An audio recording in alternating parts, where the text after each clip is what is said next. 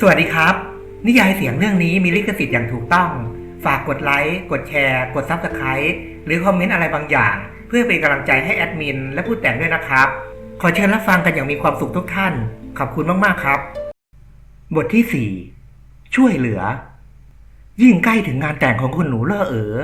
งานในบ้านสกุลหยวนก็มีมากขึ้นเป็นเท่าตัวบ่าวรับใช้ทุกคนต่างต้องช่วยกันทำความสะอาดเรือนกันใหญ่โตนอกจากปัดกวาดเช็ดถูทุกซอกทุกมุมให้ไม่มีฝุ่นแล้วยังมีการแขวนโคมแดงเปลี่ยนผ้าม่านทุกผืนให้เป็นสีแดงพื้นที่ของสวนดอกไม้ก็ถูกปรับปรุงครั้งใหญ่เช่นกันงานนี้ชิงนึกอยากจะย้ายกลับไปทำงานเป็นเด็กเลี้ยงม้าเหมือนเดิมเสียเหลือเกินแต่นางก็ทำเช่นนั้นไม่ได้ขืนโยกย้ายหน้าที่กลับไปกลับมาท่านพ่อบ้านต้องไม่พอใจเป็นแน่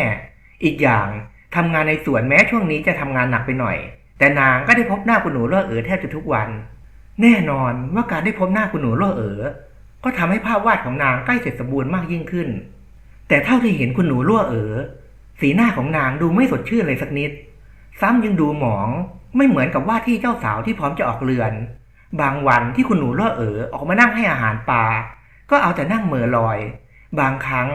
นางก็ได้ยินคุณหนูล่อเอ๋อปรับทุกข์อยู่กับบ่าวรับใช้คนสนิท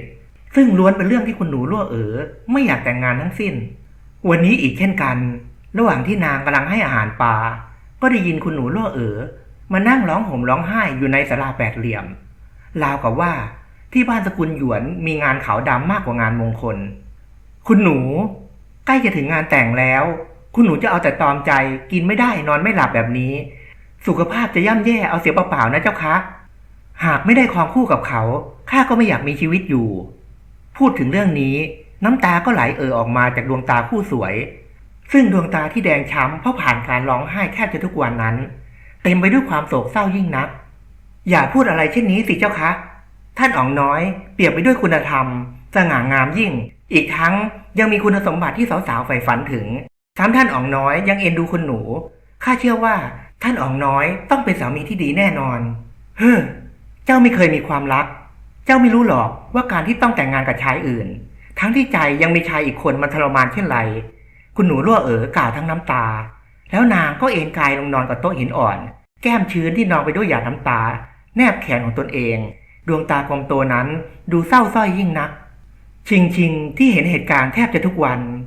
ถึงพลอยถอนหายใจหนักๆตามคุณหนูรั่วไปด้วยทางฝ่ายหญิงว่าน่าสงสารแล้วทางฝ่ายชายก็หนักหน่วงไม่แพ้กันยิ่งใกล้วันแต่งงานชางฟู่ก็ยิ่งดูเหมือนคนบ้าเสียสติทั้งที่ชางฟู่เป็นคนใจเย็นมีเหตุผลและขี้เล่นแต่เรื่องของคุณหนูเล่อกำลังจะแต่งงานออกเรือนก็ทำให้ชางฟู่กลายเป็นคนเก็บตัวไม่พูดไม่จาซ้ำเขายังดื่มเหล้าอย่างหนักแน่นอนว่านี่เป็นข้อห้ามของบ้านสกุลหยวนหากให้ใครรู้เรื่องนี้เข้าชางฟู่ต้องโดนลงโทษเป็นแน่วันนี้อีกเช่นกันที่นางพบว่าชางฟู่ยังเอาแต่เก็บตัวอยู่ในห้องของตนเองพอไปหาที่ห้องนางก็เห็นเขานอนหลับเสื้อผ้าไม่ใส่ซ้ำยังมีกลิ่นสุราโชยหึ่งพี่ฟู่ตื่นได้แล้วเอาแต่เมาเอาแต่นอนไม่ได้เรื่องเลยชิงเขย่าร่างที่นอนราบกับพื้นแล้วชางฟู่ก็ลืมตาขึ้นดวงตาของเขาแดงก่ำยิ่งนักเจ้าเอาเหล้ามาให้ข้าเหรอบ้าสิเมาขนาดนี้ยังจะกินอีกเหรอพี่ไม่กลัวถูกโบยหรือไงถึงได้เอาแต่เมาแบบนี้ชางฟู่เหยียดยิ้มตีข้าให้ตายเลยยิ่งดีข้าไม่อยากมีชีวิตอยู่แล้วเฮ้อทำไมท่านถึงได้โง่งมแบบนี้ชิงกอกตามองบนหากท่านตายไปแล้วคุณหนูเล่อจะทำอย่างไรท่านไม่สงสารนางหรืออาจเพราะคำพูดของนางที่ใจดำคนผู้นี้ชางฟู่จึงล่ำให้ออกมาด้วยความอัดอั้นตันใจข้าก็แค่บ่าวรับใช้ผู้ต่ำต้อยต่อให้มีรักแท้ยังไงก็ยังยากที่จะสมหวังไม่ได้เรื่องหากคุณหนูล่วมาเห็นท่านในสภาพนี้ข้าชักอยากรู้ว่านางยังจะรักท่านอยู่ไหมเข้มแข็งหน่อยสิพี่ชายใช่ว่าคุณหนูจะออกเรือนวันนี้วันพรุ่งนี้เสมอไหร่ท่านยังมีเวลาจะแก้ไขเรื่องนี้อยู่นะได้ยินหนุ่มน้อยคนสนิทเช่นนั้นชางฟู่ก็ดีดตัวลุกขึ้นมานั่งทันทีเจ้ามีวิธีดีๆเหรอไม่มีถ้าไม่มีก็ไม่ต้องมาพูดอ้าวอย่าพานกันสิข้าแค่อยากให้ท่านเป็นผู้เป็นคนมากกว่านี้หญิงสาวตรงๆตอนที่ข้าไปทำงานสวนข้าเห็นคุณหนูรั่วร้องไห้ฟูมฟายทุกวันเพราะไม่อยากแต่งงานพอข้ามาอยู่ที่เรือนของบ่าวรับใช้ข้าก็เจอท่านอีกคนที่จะตายเพราะพิษรักข้าถามจริงเถอะท่านค่ำควรว่ารักคุณหนูมากมาย ท่านได้ทำอะไรเพื่อคนที่ท่านรักแล้วหรือยังหุบปากไปเลยเจ้าไม่มาเป็นข้าเจ้าไม่มีวันรู้หรอกชิงเป่าลมออกมาทางปากแล้วกอกตามองบนจากนั้นนางก็หยิบภาพวาดที่เก็บไว้ในเสื้อออกมายื่นให้ชางฟู่เรื่องที่ท่านขอร้องให้ข้าช่วยข้าได้จัดการให้ท่านเรียบร้อยแล้วนะชางฟู่นิ้วหน้าพอรับแผ่นกระดาษมาขี้ออกดูก็พบว่าเป็นภาพวาดของคุณหนูล่อภาพนั้นงดงามเหมือนนางมาอยู่ตรงหน้าแต่เหตุใดใบหน้าและดวงตาของคุณหนูล่อช่างเศร้าโศกยิ่งนักทำไมเจ้าถึงได้วาดภาพของคุณหนูได้เศร้าโศกถึงเพียงนี้แค่เห็นหน้านางเขาก็อยากจะร้องไห้แล้วก็อย่างที่บอกคุณหนูล่อร้องไห้ทุกวันข้าเห็นหน้าคุณหนูเป็นเช่นนี้ทุกวันข้าจะวาดให้นางยิ้มแย้มได้อย่างไรดูแล้วคุณหนูล่อเองก็ดูทุกข์ใจไม่น้อยไปกว่าพี่ฟู่หรอกข้าคงต้องทำอะไรสักอย่างเพื่อความรักของเราได้ยินน้ำเสียงฮึกเหิมของชางฟู่ก็สร้างความดีใจให้กับชิงมากนักดีมากลูกผู้ชายต้องแบบนี้สิว่าแต่พี่ฟู่จะทำอะไรเหรอข้าจะพาคุณหนูหนีไปอยู่ที่อื่น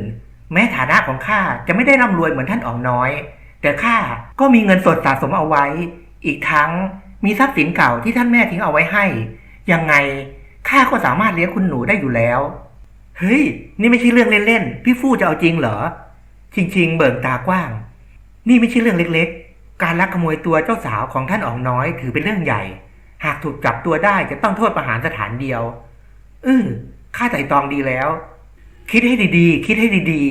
หากท่านทำไม่สำเร็จนอกจากคุณหนูจะซวยแล้วชีวิตของท่านก็ข้าตัดสินใจแล้วหากไม่ใช้วิธีนี้ข้าก็ไม่อาจอยู่ร่วมกับคุณหนูล่อได้ชางฟู่อย่างหนักแน่นว่าแต่เจ้าจะช่วยข้าอีกสักเรื่องได้หรือไม่ข้าอีกแล้วเหรอชิงชี้ตัวเองใช่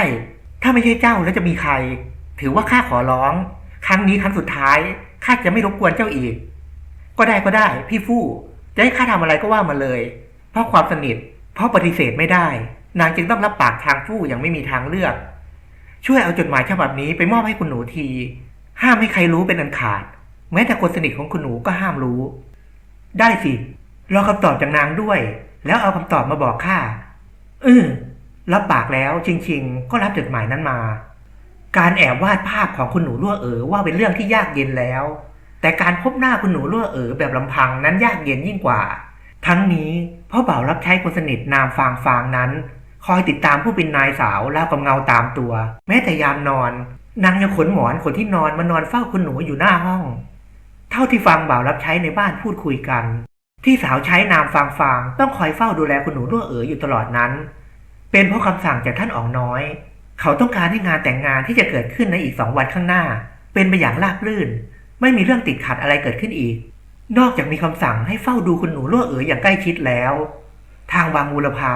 ยังส่งทหารองครักษ์มาดูแลคุ้มภัยให้กับบ้านสกุลหยวนด้วยแค่เห็นชิงก็รู้สึกหนักใจแทนชางฟู่ดูไปท่านอ๋องน้อยคงจะรักคุณหนูล่อมากนักเขาถึงได้เฝ้านางราวกับงูหวงไข่แต่ถึงอย่างนั้นนางจะทำให้ความหวังของชางฟู่เป็นจริงขึ้นมาคนทั้งสองรักกันมีดวงใจเป็นหนึ่งเดียวนางไม่มีวันให้ใครมาทำลายความรักของพี่ฟู่ที่มีต่อคุณหนูล่อได้แม้จะรู้ว่ามีความผิดแต่นางก็จะขอลองเสี่ยง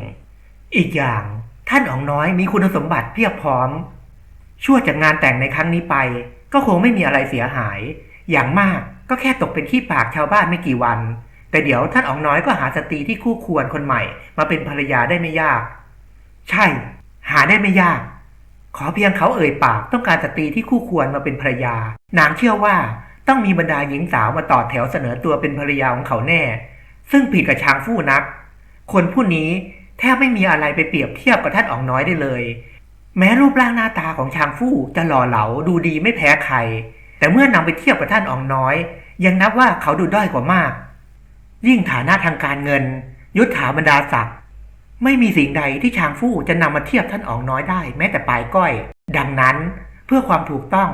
นางจึงควรสนับสนุนความรักของเขาทั้งนี้ก็เพื่อตอบแทนน้ำใจที่ชางฟู่ดีต่อนางมาโดยตลอดแต่พ่อผ่าเถอะนางไม่มีโอกาสได้เข้าถึงตัวคุณหนูล่อเลยเพราะเหลือเวลาเพียงไม่กี่วันก็จะถึงวันงานชิงจึงจำต้องออกอุบายเพื่อหาทางแยกฟางออกจากคุณหนูล่อและวิธีที่นางคิดว่าได้ผลที่สุดก็คือการเขียนจดหมายลับพร้อมนัดแนะฟางให้ออกมาเจอซัก งานนี้ชิงไม่ได้ขอความช่วยเหลือจากใครเพราะไม่อยากให้ใครเข้ามาเกี่ยวข้องกับเรื่องนี้พอลงมือเขียนจดหมายรักหวานซึ้งจับจิตจับใจ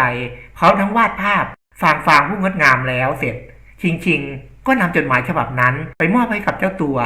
แต่พอเห็นหน้านางเข้าฟางก็ทำหน้านิ้วคิ้วขมวดราวกับเต้าหู้บูดเจ้าเป็นคนสวนมาด้อมมองอะไรที่เรือนของคุณหนูไม่กลัวถูกลงโทษหรือไรฟางทำหน้ายุ่งทันทีเมื่อเห็นบ่าวชายทำลับล่ออยู่ที่หน้าเรือนแต่พอเห็นนางดุหนุ่มน้อยหน้าตาดีก็ยิ้มแย่ให้พี่สาวใจดีโปรดฟังข้าก่อนสิพอดีมีคนฝากจดหมายฉบับนี้มาให้ท่านคนผู้นี้บอกกับข้าว่าเขาร้อนรนกัดกุ้มใจจนอกแทบแตกเพราะถูกความรักเล่นงานดังนั้นเขาจึงฝากจดหมายฉบับนี้ให้ข้านำมาให้พี่สาวเพื่อจะได้บอกความรู้สึกให้ท่านได้รู้สบโอกาสชิงก็รีบบอกพร้อมมอบจดหมายที่ปิดผนึกอย่างดีให้ฟางรับจดหมายมาก็รีบเปิดอ่านทันทีแม้ถ้อยคำในจดหมายจะหวานจับจิตจับใจชวนให้เคลิ้มฝันหัวใจเต้นแรงแต่นางก็ยังวางท่าทีใครกันที่ใช้ให้เจ้าเอาจดหมายฉบับนี้มาให้ข้าคนผู้นั้นสั่งกำชับข้ามาว่าห้ามบอกท่านเป็นอันขาดหากพี่สาวอยากรู้ว่าเขาเป็นใครก็ให้พี่สาวไปพบเขาที่คอกม้าตอนนี้คนผู้นั้นกำลังรอพี่สาวอยู่ข้ามาบอกแค่นี้ล่ะข้าขอตัวก่อนทำตามแผนเสร็จชิงก็ทำทีเป็นเดินห่างออกมาแล้วนางก็มาลุ้นเอาว่าแผนการของนางจะสำเร็จหรือไม่นางเห็นว่าบ่าวสาวคนนี้นำจดหมายมาอ่านอีกครั้งอ่านจดหมายไปฟางก็หน้าแดงไปพออ่านจบฟางก็รีบเก็บจดหมายเข้าไว้ในแขนเสื้อแล้วมุ่งหน้าไปยังคอกม้าทันทีชิงยิ้มกิ่มเมื่อสบโอกาสไม่มีใครอื่นอีกชิงก็มองซ้ายมองขวาก่อนจะรีบแอบเข้าไปพบคุณหนูลั่วเอ๋อทันทีเปิดประตูเข้าไปในห้องของคุณหนูลั่วเอ๋อสิ่งแรกที่ชิงพบก็คือเสียงร้องไห้สะอึกสะอื้นพอกวาดตาไปรอบๆห้องนางก็เห็นคุณหนูผู้น่าสงสารยังนอนร้องไห้อยู่บนเตียงเฮ้อช่างน่าเวทนานักปกติเจ้าสาวที่จะออกเรือนต้องยิ้มแย้มแจ่มใสสิมีความสุขสิแต่คุณหนูสกุลหยวนกลับไม่เป็นเช่นนั้นนางเอาแต่ร้องห่มร้องไห้ราวกับว่าในบ้านมีคนตายหากที่บ้านสกุลหยวนไม่แขวนโคมแดงไปทั่วนางคงคิดว่านี่เป็นงานศพเสียมากกว่าพอนางเดินเข้าไปใกล้พร้อมทำเสียงกระแอมไอก็ทำให้คนที่เอาแต่ร้องห่มร้องไห้ไม่สนใจเดือนไม่สนใจตะวันรีบลุกขึ้นนั่งพร้อมส่งเสียงเอะอะทันทีเจ้าเข้ามาในห้องนอนข้าได้ยังไงคุณหนูอย่าเสียงดังชู่เข้ามาดีชิงเรียกเอามือจุ๊บปากพางมองซ้ายมองขวาอย่างระแวงว่าจะมีคนนอกมาเห็นนางเข้าแล้วฟางอยู่ไหนนางปล่อยให้เจ้าเข้ามาได้อย่างไรข้าไม่รู้ข้าแค่นำจดหมายของพี่ฟู่มาให้ท่านชิงรีบบอกหากคุณหนูลั่วเอ๋อส่งเสียงไววาจะกลายเป็นเรื่องใหญ่และคนที่ซวยก็เห็นจะเป็นนางนี่แหละจดหมายอะไรชิงรีบนำจดหมายที่ซ่อนเอาไว้ในเสื้อมามอบให้คุณหนูลั่วเอ๋อพี่ฟู่บอกว่าให้ข้ารอคำตอบจากคุณหนูด้วยกล่าวแค่นั้นชิงก็ยืนรอคุณหนูลั่วเอ๋ออ่านจดหมายแต่ผ่านไปนานไปอึดใจคุณหนูก็เอาแต่ร่ำให้ไม่ยอมพูดอะไรกับนางคุณหนูข้าต้องรีบไปแล้วหากมีคนมาเห็นข้าเข้าไม่เพียงข้าที่จะเดือดร้อนแม้แต่พี่ฟู่ก็จะพลอยเดือดร้อนไปด้วยไม่ทราบว่าคุณหนูจะให้ข้าไปบอกพี่ฟู่ว่าอย่างไรคุณหนูลั่วเอ๋อผู้บอบบางรีบเช็ดน้ำตาจากแก้มเจ้าจงไปบอกกับเขาว่าดวงจันทราอยู่ในบ่อน้ำขอรับอ้ออีกเรื่องคุณหนูโปรดทำลายจดหมายนั้นทิ้งด้วยข้าขอตัวก่อนคุณหนูลั่วเอ๋อพยักหน้ารับรู้และปฏิบัติตามที่เด็กหนุ่มที่มีหน้าที่ทำสวนบอกโดยดีทว่าเด็กหนุ่มที่นำหน้าที่นำจดหมายมามอบให้นางคอยหลังออกไปจากห้องได้อึดใจเดียวคนรับใช้คนสนิทก็กลับมาที่ห้องก่อนเมื่อคู่ข้าเห็นชิงเทียนออกจากห้องนอนของคุณหนูเจ้าหัวนั่นมาทำอะไรที่นี่หรือฟางรีบไถ่ถามเพราะหากคุณหนูเป็นอะไรไปนางย่อมโดนลงโทษไปด้วยทั้งนี้เป็นเพราะท่านอ๋องน้อยได้กำชับให้นางดูแลคุณหนูลั่วเอ๋อเป็นอย่างดีและห้ามคลาดสายตาแต่เมื่อคู่ที่นางแอบละทิ้งหน้าที่ไปที่คอกม้าเป็นเพราะอยากเห็นโฉมหน้าของชายหนุ่มซึ่งเป็นเจ้าของจดหมายลับแต่ไปถึงที่คอกม้านางก็ไม่เจอใครเลยสักคนข้าเห็นคนผู้นี้กำลังทำสวนอยู่ข้าคิดว่าสวนแห่งนี้ควรมีดอกกุ้ยฮาวาเยอะๆข้าก็เลยสั่งให้เขาไปหาต้นกุ้ยฮาวามาปลูกเพิ่มอ้อฟางพยักหน้าเข้าใจแต่นางก็นิ่วหน้าอีกเมื่อเห็นว่าคุณหนูลั่วเอ๋อกำลังเผากระดาษแล้วนั่นคุณหนูเผาอะไรอยู่เจ้าคะก็เห็นอยู่ว่าข้าเผากระดาษเจ้ายังจะถามอีกบอกแค่นั้นคุณหนูลั่วเอ๋อก็ยืนเฝ้าจนกระดาษถูกไฟไหม้จนเป็นเท่าธุลีจากนั้นนางก็นำกาน้ำชามาเทราดไปในภาชนะ พร้อมทั้งใช้ผู้การคนจนน้ำกลายเป็นสีดำเอาน้ำนี่ไปเททิ้งซะแล้วไปหาของกินอร่อยๆมาให้ข้าหิวแล้วเจ้าค่ะคุณหนูแม้จะแปลกใจกับท่าทีของผู้เป็นนายอยู่ๆคุณหนูโล่ก็หยุดร้องไห้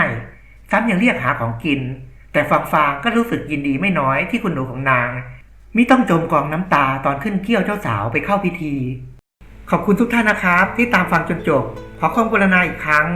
ฝากกดไลค์กดแชร์กด Subscribe หรือคอมเมนต์อะไรบางอย่างเพื่อเป็นกำลังใจให้แอดมินและผู้แต่งด้วยนะครับขอบคุณมากๆนะครับ